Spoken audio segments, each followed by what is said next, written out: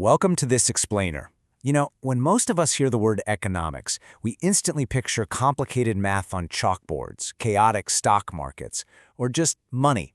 But the truth, it's actually way more fascinating than that. Economics isn't just about finance. It is literally the science of human choices. It's about you, it's about me, and it's the invisible machinery behind every single decision we make all day long. Okay, let's dive into this with a scenario we've all faced. Imagine you've got a set amount of pocket money in your hand right now. Are you going to spend it immediately on your favorite snacks, or are you going to stash it away for that shiny new pair of shoes you've been eyeing for weeks? You can't have both, right?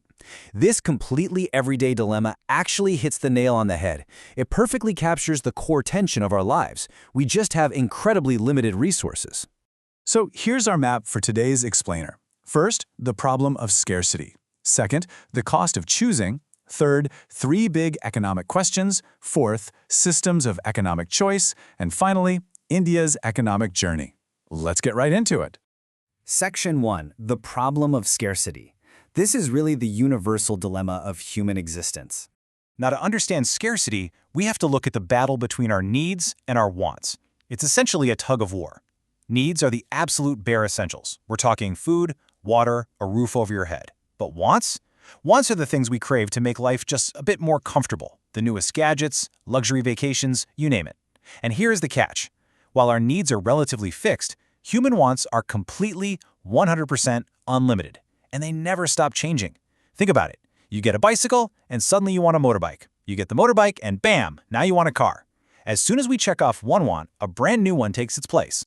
And this whole dynamic creates an inescapable chain reaction because our wants are basically infinite, but our actual resources, stuff like our time, our money, our materials, are limited. We crash right into step 1, scarcity. Scarcity forces our hand into step 2, choice. We literally cannot have everything, so making a choice inevitably forces us into step 3, sacrifice. Picking one path means you absolutely have to abandon another, and that sacrifice leads us straight to step 4, which is a massive concept known as opportunity cost. Which brings us to Section 2, the cost of choosing, or understanding the true price of our decisions.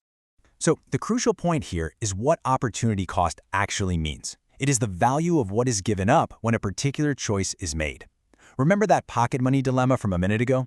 If you cave and buy the snacks, your opportunity cost is the value of those awesome shoes you can't afford anymore. The real true cost of absolutely anything you get is whatever you had to leave behind to get it.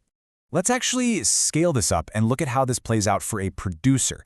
Think of a farmer with a strictly limited amount of land and water. If they go all in on combination A, they can pump out 100 kilograms of wheat, but absolutely zero barley. If they decide, hey, I want 25 kilos of barley, that's combination B, they have to sacrifice 10 kilos of wheat, dropping their total to 90.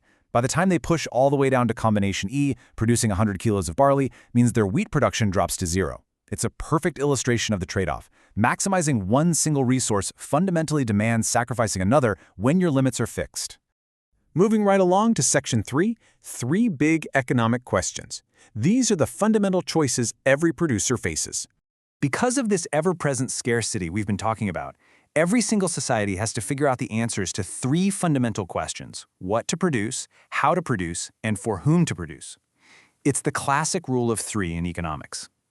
These core questions are absolutely crucial because they dictate exactly how we use our scarce resources so we don't end up with massive society-wide wastage. Let's break them down, starting with the first one: what to produce. Now, this is always a profound trade-off. Just imagine an entire regional economy trying to decide its agricultural output. Do they plant sugarcane? Sure, it's super water-intensive, but it offers fantastic, high short-term profits. Or do they go with millets? Millets are highly drought-resistant, and they're great for long-term soil sustainability, but they might not bring in that same immediate pile of cash. Making this decision means walking a tightrope, carefully weighing quick economic wins against long-term sustainable survival.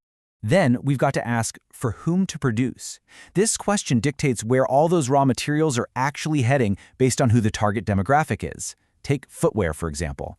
Are we churning out school shoes that need to be simple, incredibly durable, and affordable for everyday students? Or are we going to dedicate those exact same resources to craft high-end sports shoes that require specialized grip, crazy flexibility, and extra support for athletes? Producers really have to dig deep and analyze consumer purchasing power, their lifestyles, and their actual needs before they lock up limited resources on a manufacturing line. And finally, we arrive at how to produce. To crack this one, manufacturers basically play chef. They have to creatively mix together the four critical factors of production: land, labor, capital, and technology. Quite literally, every single good or service you interact with every day is just a unique recipe cooked up from these four ingredients. And those ingredients usually get blended using one of two main production techniques. You can go labor-intensive, which means bringing in lots of workers but using very little machinery. Think of traditional agriculture or gorgeous hand-woven crafts. Or, on the flip side, you can go capital-intensive. This relies heavily on advanced machines and cutting-edge tech, with way fewer human workers, like a fully automated car factory. The route a producer takes depends heavily on a bunch of variables: the local cost of capital, whether they actually have access to the right tech, and of course, the specific labor laws in their region. All right, Section 4. Systems of economic choice, or how entire societies organize their resources. Now we're zooming way out to look at the three major systems societies use. The first one is a planned economy. This is a setup where the allocation of resources and the prices of goods are entirely dictated by the government. Imagine a system, like the former Soviet Union, for instance, where a central planning authority literally owns everything: the factories, the land, the banks, the whole shebang. They decide what gets produced, exactly how much gets made, and who gets to take it home. Now, while this does allow a country to pull off massive, highly coordinated national projects, it pretty much chokes out private enterprise. And honestly, it can totally crush the motivation for people to innovate or improve the quality of what they make. Then, on the total opposite end of the spectrum, we have the market economy. Here, resources and prices are determined mostly by the organic forces of demand and supply. Private individuals and companies own the factories, they own the resources, and they fiercely compete with one another. Which is actually fantastic for you and me, because that cutthroat competition encourages way better quality, much lower prices, and a ton of innovation. In this system, the government basically takes a back seat on production and acts more like a referee at a sporting event. They make sure everyone plays by the rules and stays safe, but they let the private players actually play the game. And sitting right in the middle, we have the mixed economy.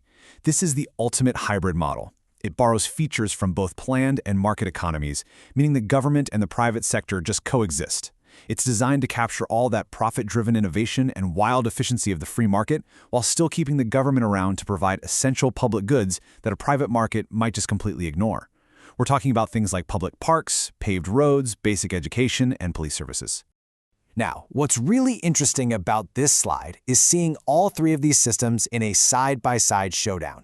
Look at how ownership and prices are handled across the board. In a planned economy, the government owns the lot and sets the prices. Simple enough. In a market economy, it's mostly private ownership, with prices organically shifting based on demand. But take a look at the mixed economy on the far right. It is this fascinating balancing act. You've got public and private ownership side by side. Market forces are driving the prices, sure, but the government retains the power to step in with regulations just to make sure consumers aren't getting taken advantage of.